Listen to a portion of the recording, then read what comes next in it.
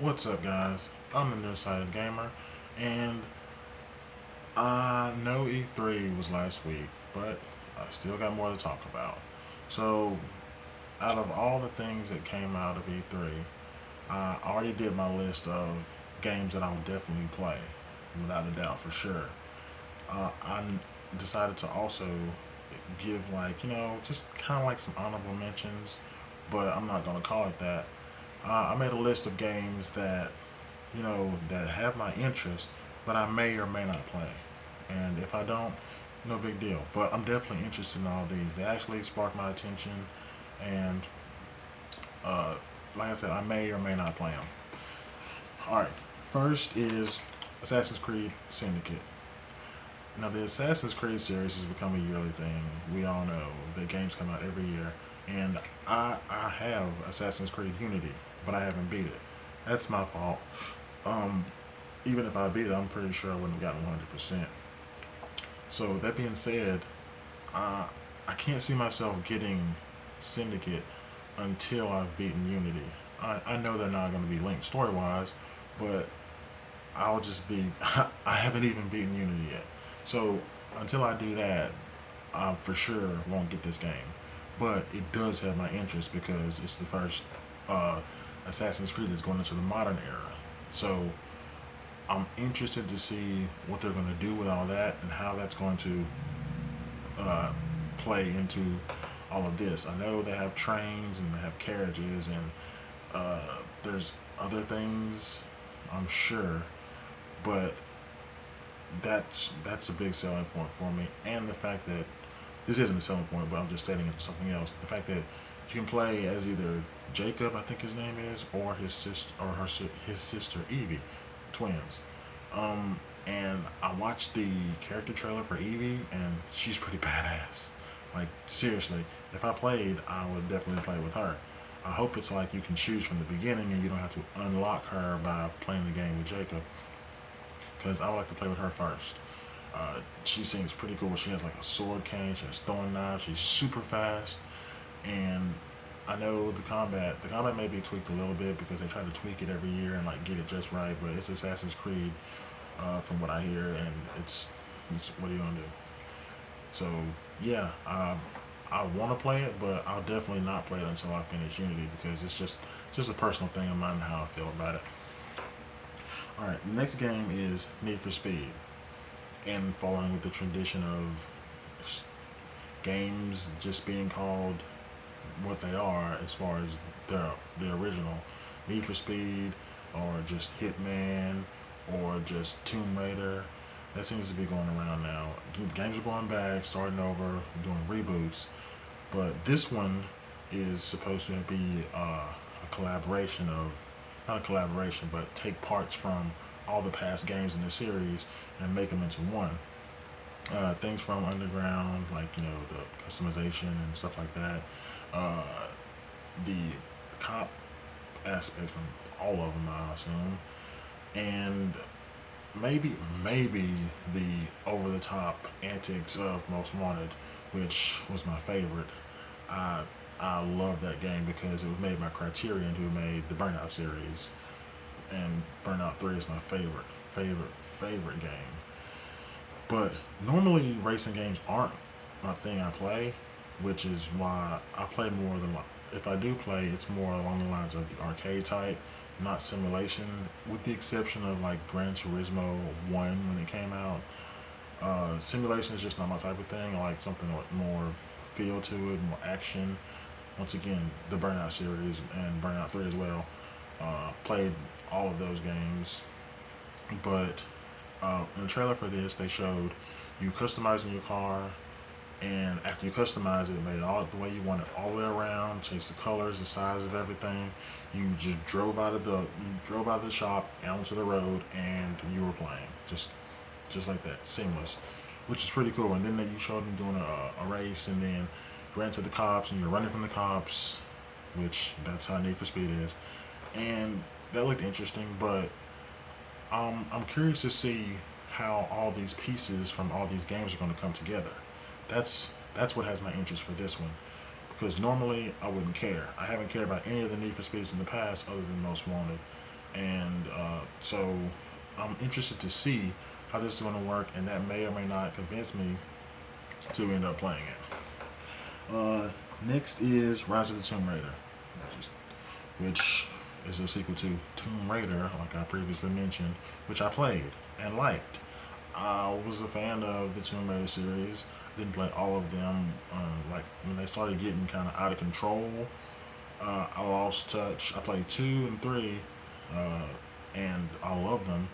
They were you had to know how they were in order to play them. You couldn't just jump in, and you had to deal with the controls, which weren't the best controls, but if you knew how they were, you were able to play them fine and make it through the game. The game was made to deal with, the controls, if that makes any sense. Like the way Resident Evil was made to deal with those controls. I'm talking about Resident Evil 1 now. Yeah, those. So I played Tomb Raider. I liked it. It was actually pretty good.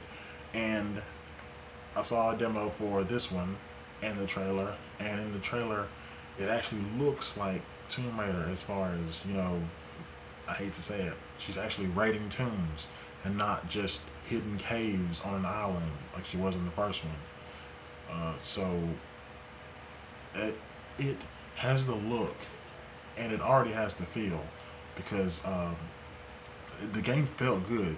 The way you jumped and the controls, traversing around, the way Laura interacted with things, that was great.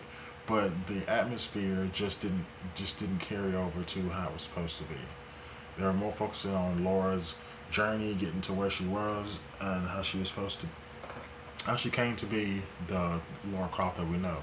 So she had to go through all this, which was a pretty terrible experience. But now she's searching for something. She's not trying to figure out a mystery on an island like she should be in the mystery in the Mystery Incorporated or something. She's actually searching for something and going on a journey to find it. That's more like Laura. She looked more like Laura. The areas she went in seemed more like Tomb Raider should be. So for that, it has my interest. And I know I have to wait 6 months, a year or so to play it due to the fact that it's exclusive to Xbox One, or it will be when it comes out, which is fine with me because I know it'll eventually come out. So I know it'll eventually be on PlayStation. So all I have to do is wait, and I'll have plenty of other games to make the time fly by.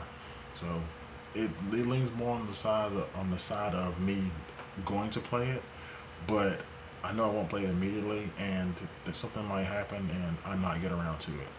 But it definitely has my interest. All right, next is No Man's Sky. No Man's Sky. I can't. The main thing that they keep pushing with this game is the size and the scale. We get that. It's huge, which I don't know if I believe that demo from E3. That's kind of hard to imagine. I see how they can get around that and make that true, but seriously, uh, your goal is to get to the center of the galaxy, and you explore planets. There's going to be some space combat that if you blinked, you missed, and there is some interaction with sentinels and who knows what else on the planets, but they just haven't shown anything other than the size. We get that now. You've shown how huge it is. Now, can you just let us know what we're going to be doing? Give us an overview of what else we will be doing. Hopefully, the reason they're not doing that isn't because they don't think it's good, or it's very minor in comparison to the rest of it. Because if we're going to be going on this long journey to get here and go to there and all that, there's going to have to be things in between, like on the way, like the space combat, which they showed a small, quick amount of. So it's there, that exists, and they say you can trade with, I'm assuming, other players or people you meet along the way.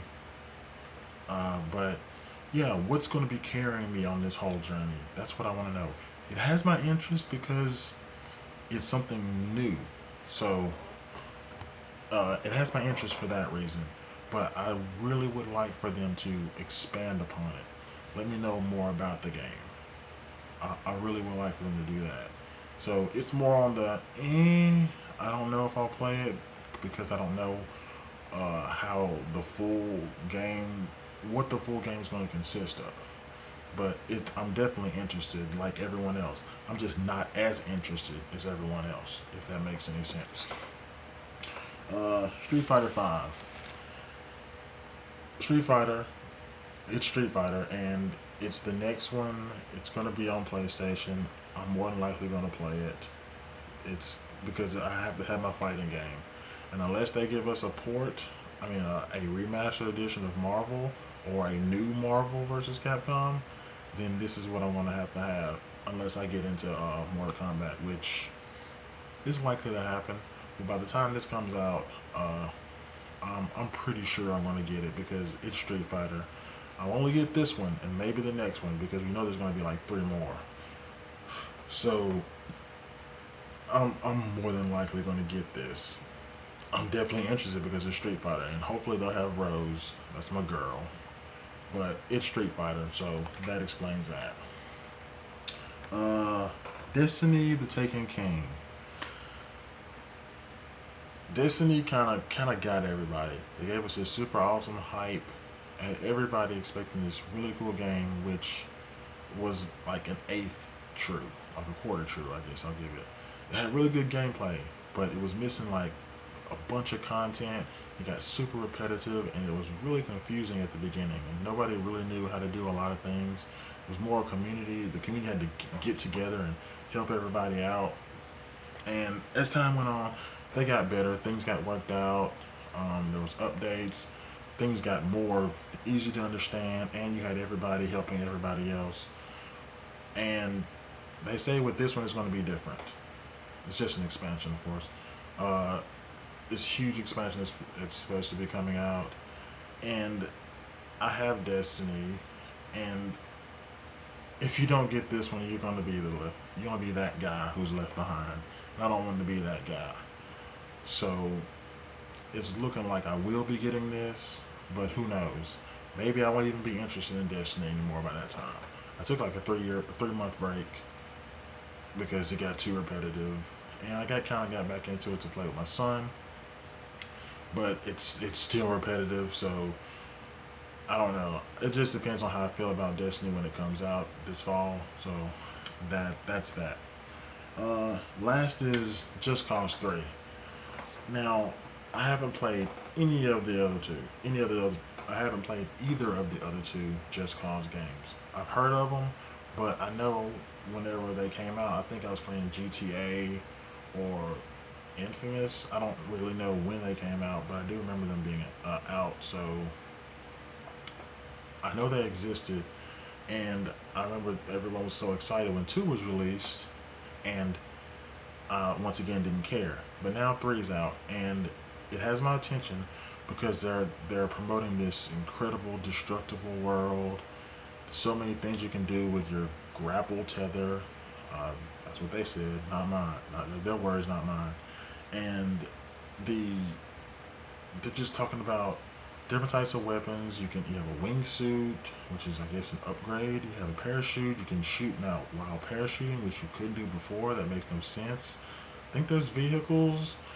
I don't know. I haven't played either, any of the other ones, so I don't know how much is new, how much has already been there. They just They just kept talking about like how much you can blow everything up.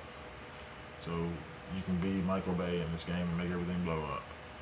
It looks fun to do all that, and it's a huge open world as well, which seems to be the usual these days. But which is good because that means you can just go around and do what you want. So for that reason, it has my interest because I love open world games. The Infamous series is one of my favorites, with Infamous 2 being my favorite game altogether. Uh, but for the fact that it's so huge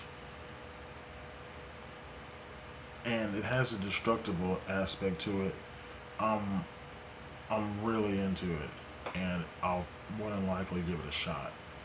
And with that, I think that brings us to the end. Yeah. Uh, those are just a few games, 7 games that have my attention from E3, and I may or may not end up playing them, but I'm definitely interested. I'll be keeping a watch on them, seeing what happens with them, and oh, I guess I need to go ahead and say that subscribe to the Nearsighted Gamer, please, if you haven't already. Um, like this video if you like it. If you don't like it, it's cool to like it anyway. Nobody will care. Please leave me a comment, positive or negative. Either way, I want to hear whatever you have to say. And also, thanks for watching. Later, peeps.